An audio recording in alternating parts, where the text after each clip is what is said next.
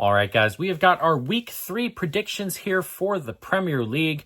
Again, we'll be doing this every week, talking about how I feel the games will go, score predictions, any bets we've made, we'll talk about as well. So we're going to continue to do these every week and go forward doing them every week. This week we didn't have a Week 2 recap, and that was just because I was traveling and I was away on Monday through Thursday, and today is Friday, and we're kind of past it now a little bit here, and so we're just going to move into Week 3, but those recaps and stuff will continue to come every week as long as I'm available, which most of the time should be the case.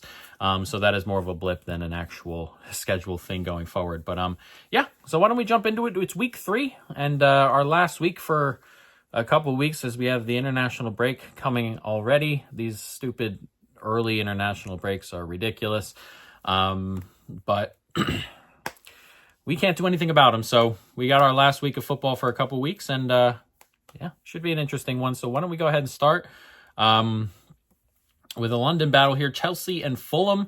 This is an interesting one. Chelsea have started okay. They went and battered West Ham last week away from home, and then they started, it was a draw with Palace, though they've probably deserved a win slightly. So they've started all right. Fulham started the year with that draw at Brighton and then had their draw against Manchester United, though you can argue they were the better team by a little bit against United, particularly, especially if the way we do it, you kind of just take the penalty out of it. That is just XG wise, we're talking like a 1.9 to a 0.9 type of game. So they were comfortably better than United in open play. But that ended in a draw, and their first game ended in a draw. So 2 draws, and that's kind of what I think Fulham, I don't want to say are gonna be. Not expecting like 12 draws out of Fulham or anything like that. But it's a team that doesn't necessarily create a ton, and when they do create a ton, I'm not sure they're filled to the brim with forwards who are just elite finishers that are gonna, put them in positions like that. So as we said, they 1.9 XG last game, ended with the 1 goal, a little bit better quality of forward, and this is probably a significantly better team, but again, decent enough, and I think they'll be in a lot of games where they may be the better team and they're just not finishing, or they are not the best team, but they're making sure shots are coming from deeper outside the box, and finishing on the other team may not be as well. So I think draws are something that Fulham will have a decent amount of this year, and games will be mostly tight regardless of what's happening. Chelsea, again, they're playing okay. I thought last week versus West Ham was a lot of negative West Ham and not necessarily positive Chelsea. Chelsea took a lot of their chances, scored 3 goals from set pieces. 2 of them were really bad on West Ham's part. They created some good goals as well. Created some good chances. That Neto goal was a really nice move. And I don't want to make it sound like I'm saying Chelsea aren't creating anything and they're playing poorly or anything like that.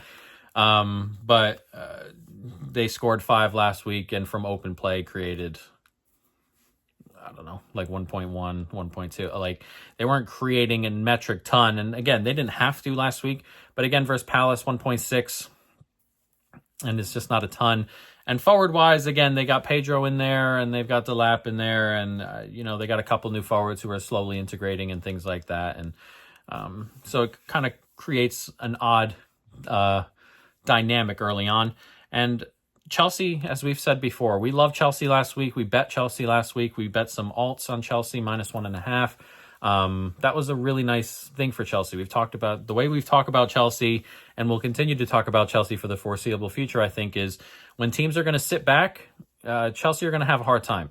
When teams come out and teams hold the ball and Chelsea have to do a little bit of playing on the break, I actually like Chelsea better in that vein, and I don't think Maresca likes it as much because they're not as good in his system or anything like that. But that was perfect for Chelsea last week against West Ham. We've talked about West Ham. They want to hold the ball more, but they can't protect on the break. We should give Chelsea opportunities. It did. Fulham, on the other hand, are not very good with the ball at home. In particular, we've talked about Fulham at home, where it's why we bet a little bit of Man United last week on the draw no bet. That ended up being a push, but it's a reason we bet United is, 1, they are capable of winning that game, and 2, Fulham, when they hold the ball, just aren't as creative. There isn't a ton of creativity in the side. It's a little bit more blocky, and they're good defensively, and they're good covering on breaks. It makes their away form a little bit better, and it makes them tougher to break down on the road because they're very good in their block, which is why I like this game to kind of end in a draw, 1-1, 0-0, just a slower game here. I'm going to bet a little bit of Fulham +1 on the Asian line, which means if Chelsea win by exactly 1 goal, then it's a push. If it's a draw or Fulham win, you win the bet. Or if Chelsea win by 2 or more, then you lose the bet. Chelsea are going to be having to fight this block here. And Chelsea, from what I can tell, and all the data we have so far, aren't capable of necessarily ripping teams apart in that sense. I'm not saying they're not going to score, and I'm not saying they're not capable of scoring here.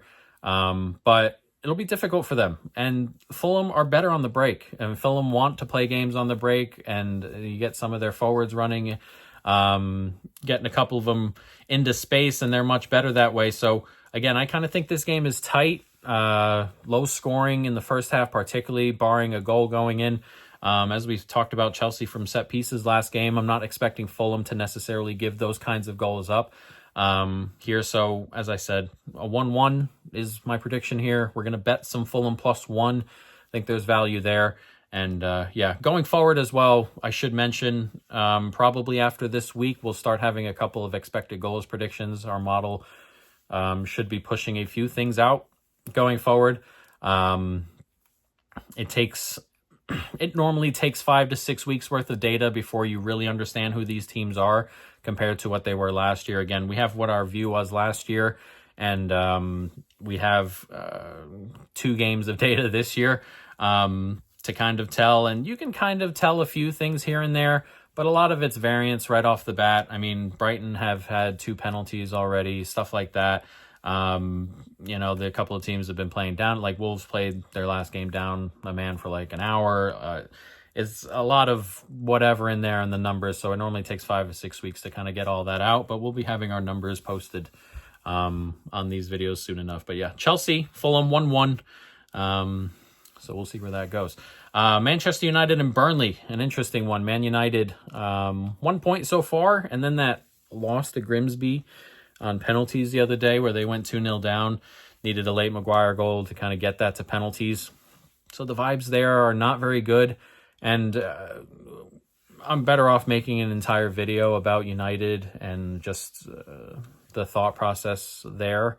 So I don't want to get into it here, but the vibes aren't very good. And again, I thought they played pretty well for the first half against United, or against Fulham. They had that penalty to take the lead there. Fernandez missed it. They score. It looked like an own goal to me, but I gave it to Euro. Regardless, on a set piece. And then they were kind of just on the back foot the rest of the game, and they were kind of lucky to not lose it outright. Burnley, on the other hand, beat Sunderland 2-0. That game was mostly even, but Burnley take their chances, kind of difficult chances. It was very, very similar to the Sunderland-West Ham game we discussed last week, and we'll talk about more of that game next, as Sunderland's next on the board here. But they get their win. They get it at home, and they're off and running. But again, not creating a ton there, and we'll see what this is like. This is a really interesting game to me. I think United are going to get chances. Again, I think they've created okay. I thought they created okay versus Arsenal. They were getting into good positions, but not necessarily creating these great clear-cut chances. And outside the penalty against Fulham, I thought a lot of that was similar. There were a couple of nice chances in there, nothing particularly fantastic. And again, they're a completely new front three. And a couple of players, it should be mentioned, and if you haven't heard it, you're going to hear it here. You've definitely heard it before, though. Cunha and Mbeumo are both players who way overperformed their expected numbers last year. And theoretically, that probably just dips this year. That's just maybe what it is.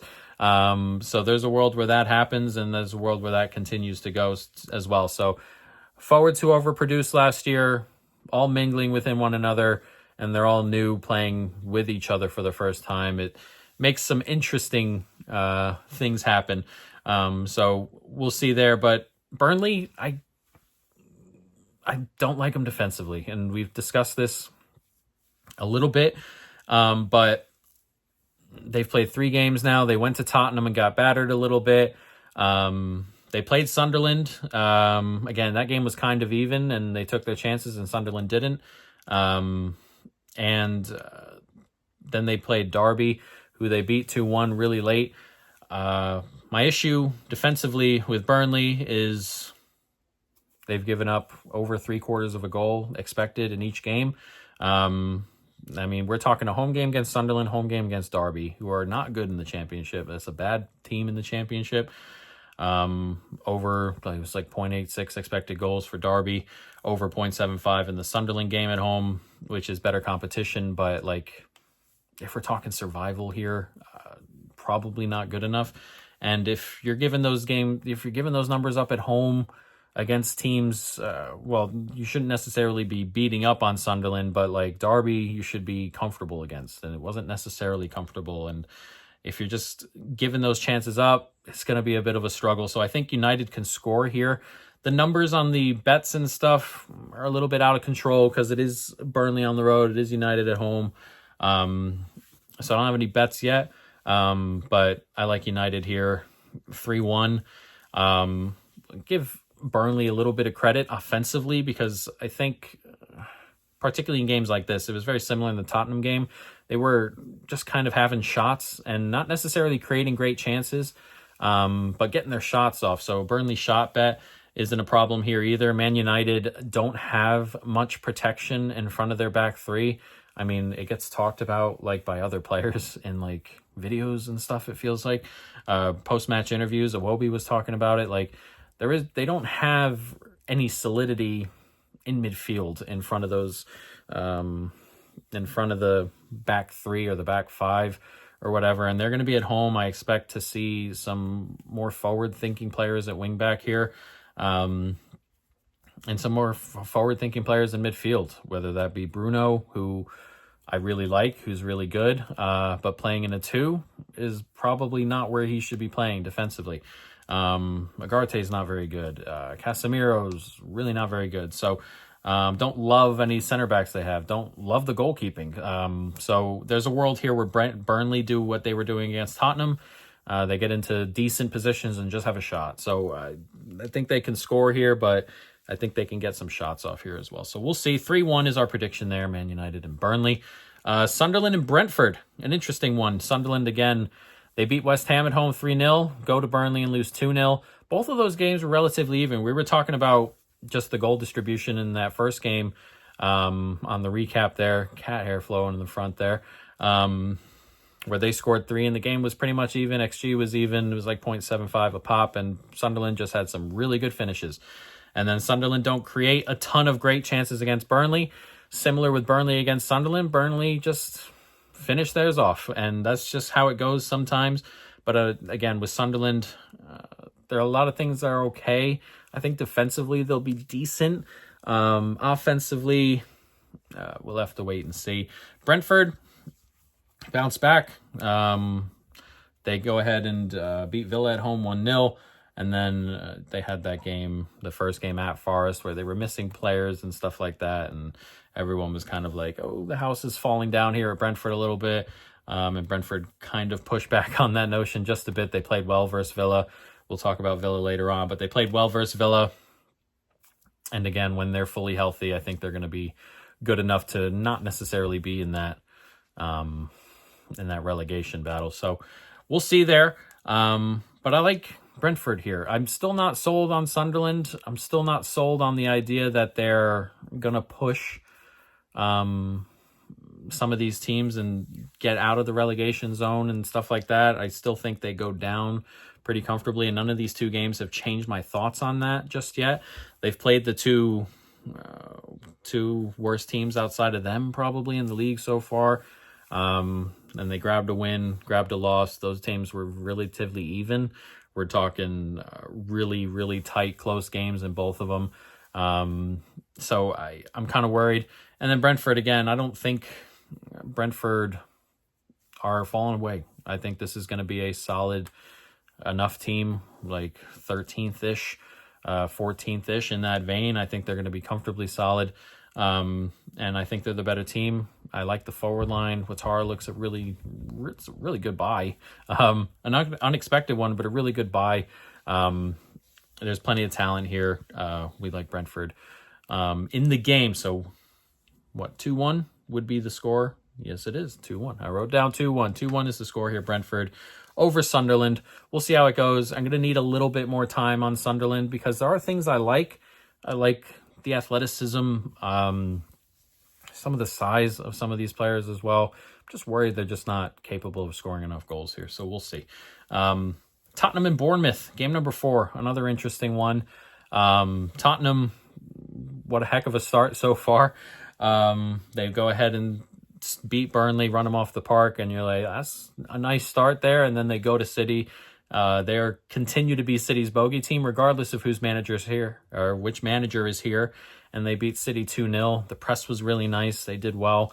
My issue, again, with Tottenham was I thought they gave up a decent amount of chances still. 1.55 XG is not a ton necessarily, but on 10 shots, 0.15 XG per shot is still pretty big chances there. They gave the ball away in their own end there, and Haaland went to square it and just missed the guy. That's another like really huge opportunity stuff. So I'm kind of still in that vein where I think Tottenham's defense is not necessarily 100%. Like they've conceded 2.5 XG and have conceded 0 actual goals. Like I still think the defense is going to take a little bit of, again, I think Tottenham will take a little bit of time, but they've started really well. Bournemouth went to Liverpool. They'd be upset to not grab a point at Liverpool, and then they brush aside Wolves relatively comfortably. Wolves played a lot of that game with 10, but it's not Bournemouth's fault. And they go ahead and win the game, and they were mostly comfortable. They were ahead before it anyway. So again, they're talented. They're going to continue to be talented. Really, really love the manager there. So again, this is 2 good teams, 2 interesting teams who are still kind of coming to grips with who they're going to be going forward. Bournemouth, again, the forward part is really good. Semenyo is really good. They've got some other talent in there. It's the defense that needs a little bit of work, and that's just because of the bodies. It's not even, it needs a little work because there's nobody here. Obviously they lost a bunch of talent, but it's 4 new players along the back 5, and it's going to need a couple of weeks to just kind of, couple of months to kind of just get set where they want to be set. So I'm not worried about Bournemouth. I think Bournemouth are going to be good. I think Bournemouth are going to be fine going forward. Tottenham, again, a nice start, but results-wise, probably just a little bit funky. They deserve to win both games, but 5-0 over 2 games is probably a little bit flattering, and I expect them to go ahead and be good. So my prediction here is I like Tottenham still. I still think Tottenham win this game 2-1, but I'm more confident that both teams score in this one. I haven't found a good enough number I like yet to bet it necessarily, but Tottenham, Bournemouth, both teams to score. Again, Bournemouth are pretty good on the break. They were good on the break versus Liverpool. They have forward players who can score. And Tottenham, again, while they've played all right and they've gotten 2 nice wins and stuff, we're talking still 2.5 XG in both games. Burnley went above an XG on the road there. And I like this Bournemouth team on the break. So both teams to score is my favorite look on this bet, but Tottenham 2-1 would be the bet, or would be the look on the prediction. Wolves and Everton, really interesting one. I've had a bit of a struggle on how I feel this game will go. So this blurb isn't going to be as long as the other ones necessarily. I like this game to finish 1-1 in a draw. Everton kind of struggled at Leeds early. They were struggling with the press, and I'm not expecting a ton of necessarily like overt press here from Wolves. I think they're capable of it. But Wolves have played okay offensively. Everton are good defensively, and they kind of struggle going forward still. And defensively was also a little bit funky. Now, Brighton did plenty to score goals in that game. 1.7 XG without the penalty. They missed the penalty, but 1.7 XG without the penalty in a game they lose. And again, Everton went on the road 2 leads, and the first half was a genuine struggle. Leeds didn't create anything particularly fantastic in terms of chances, but they probably created enough to score the goal, and they get the penalty late. Wolves, on the other hand, again, offensively, there's pieces. They're a little bit raw, but there's pieces. Strand Larson started the season well. Defensively, a little bit different. Not in love with what they've done defensively. Again, City scored 4, and once they go behind, they really struggle to kind of keep things together defensively. But offensively, again, I think there are a couple pieces there, and I think they're capable of scoring. Same with Everton. I think these two teams are just, this feels built for a 1-1. I'm going to keep it a 1-1. I don't have any bets here. Again, I think Everton have a better long-term future here. I think they're going to be the better team going forward. But offensively, I think it's taken them a little bit. And they're on the road at a place where offensively they're underperforming a little bit. And I can see both teams scoring here. So 1-1 is our prediction there in the Everton and Wolves game. We'll see. Leeds and Newcastle, another super, super interesting one. Leeds, again, they start the season well. They beat Everton at home. Their first half performance in that game was really good. Then they go to Arsenal, and that game was 0-0 after a half hour. And the press was, again, really good. They weren't creating a ton necessarily, and particularly after they went behind, it really fell off. Like, I don't think they had a shot after the first half hour. But that first half hour was really promising, I thought. And again, when you go to the Emirates as a newly promoted team and you give up a goal on a set piece, and then you give the ball away and it's 2-0 right before halftime, then the game kind of falls off its heels a little bit. And that's not necessarily to not be expected. But I've kind of liked what I've seen from Leeds so far, particularly with the press, particularly at home.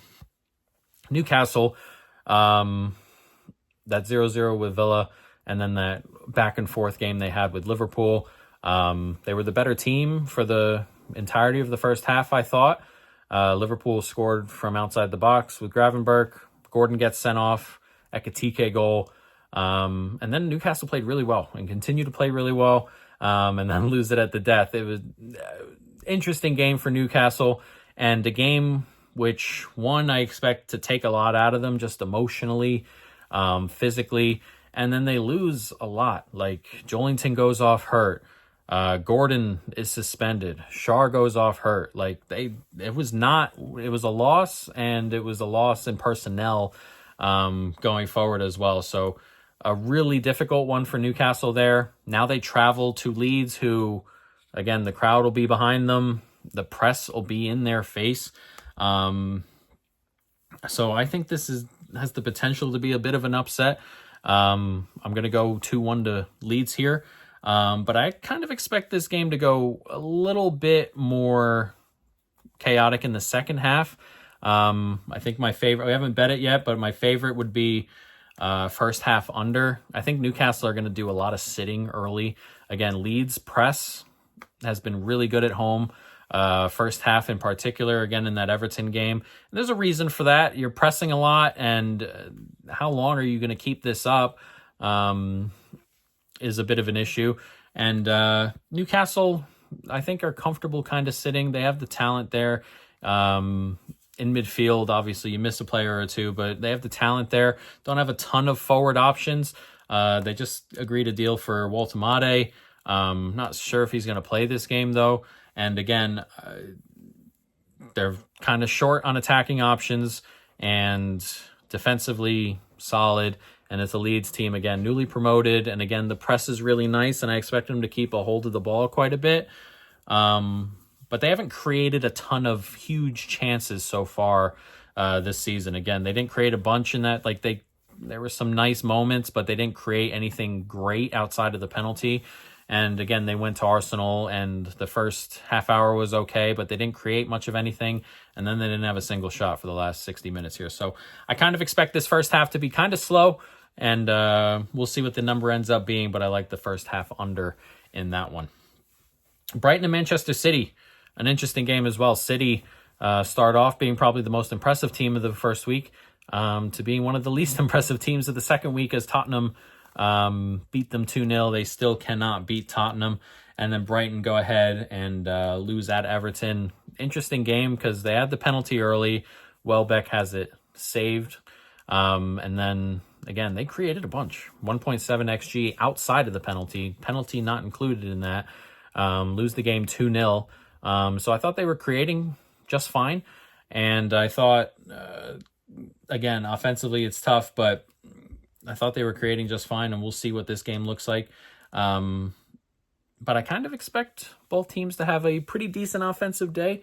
I haven't loved what I've seen from Brighton necessarily defensively just yet. Again, Everton 1.6 XG, and Everton to me aren't a team that are necessarily going to be super prolific going forward. And in that first game, trying to hold on, they couldn't against Fulham. So I think Man City will get their plaudits here offensively. Like, again, they scored 4 versus Wolves, and while they didn't score versus Tottenham, 1.55 XG, that gigantic missed pass, that would have been another like 0.8 XG. That was like a tap in. If that pass gets there, it doesn't. So I think they're creating just fine. Defensively is a little bit of an issue. Again, Rodri came on the pitch. I was surprised to see him, but he came on and played a little bit. So I'm not sure he starts here necessarily, but he's back, and again, he'll take a little bit to kind of acclimate into it. But until he does, defensively, they're still kind of a mess, and especially on the break here. So I like both teams to score. I think City do nick it. I don't particularly... Brighton are okay, but I'm kind of not in love with the manager, and I'm not in love with the style of football they're playing currently in terms of, popping out results, as they've only got 1 point so far, but I'm worried about what that looks like for results. But I think City just get over the line here, 2-1, but I like both teams to score. It's probably my favorite look in the game. Nottingham Forest and West Ham. Interesting one here. West Ham, a torrid start to their season. They've conceded 8 and scored 1. That City game, they were actively looking like they were giving up. You can tell when a team doesn't care for the manager, and I don't even particularly blame Potter. When Potter probably inevitably gets sacked, like, I'll put up a video about West Ham and all of their issues, but they weren't like, you could see Potter on the sideline, like pushing them up, and they're not moving, they're not pressing, they're not doing anything. And again, I don't think they even have the players. So for that, I really don't like the squad.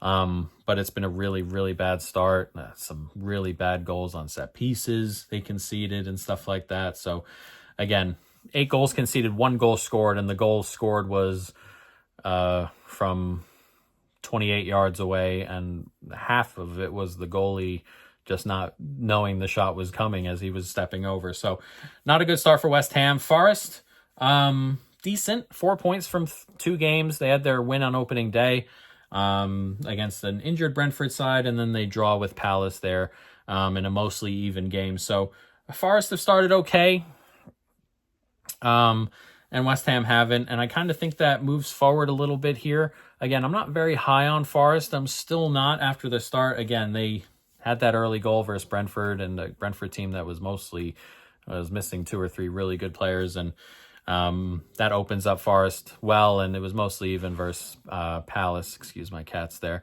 Mostly even versus Palace. So I kind of expect it to be a bit of a more low-scoring game. We'll see. I don't love this West Ham attack, and Forest are good defensively, and I think there's a world here where this game's kind of tight. But I still kind of like Forest to win this one. They're going to have a lot of the ball.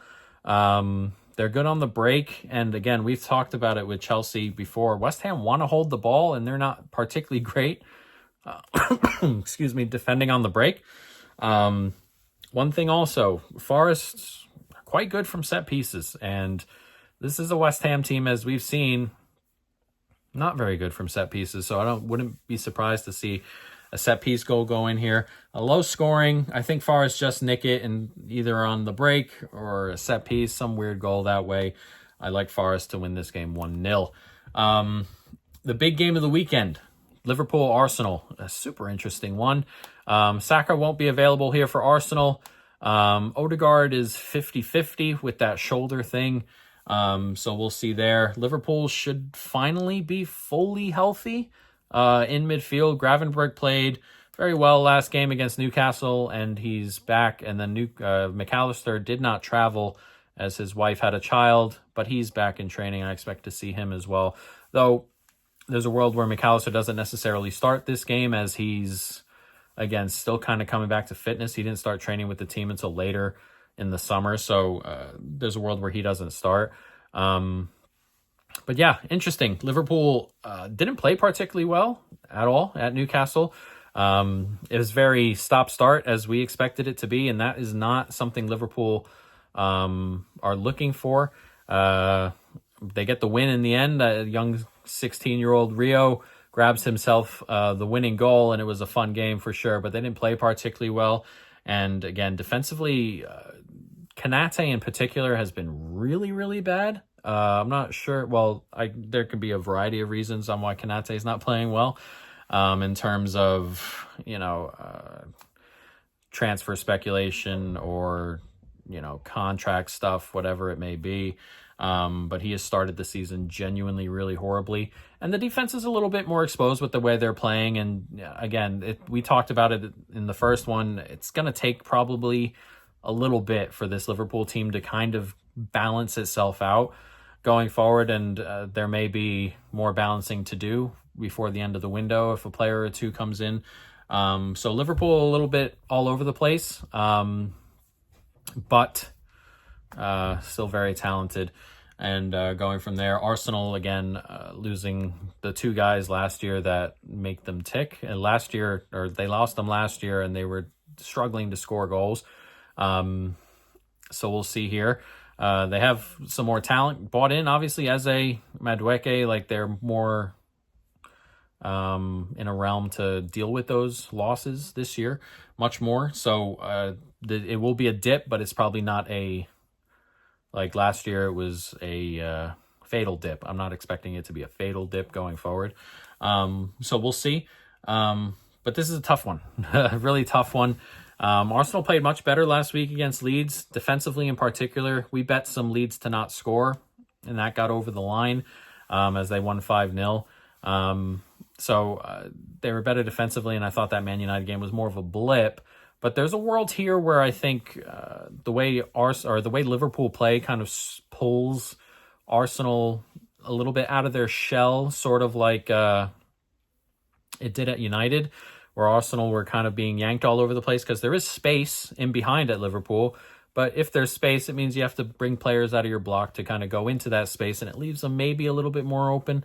In the end, I kind of think this game ends up a little bit cagey, particularly if it's 1-1 after like 50 minutes, 60 minutes, then it becomes one of those games where none of these teams want to lose this. Like, I want to win it, but if we lose this game, that's a gigantic problem. Arsenal, again, they have spots to score here without Saka, without Odegaard. Again, Odegaard might play, but without Saka and Odegaard, there's spots to score here. Liverpool are not very good defending set pieces. Liverpool are a little bit more open, but Liverpool have plenty of attacking talent as well. So we're going with a 1-1 here. I expect this to be tight. I expect both teams to get their opportunities.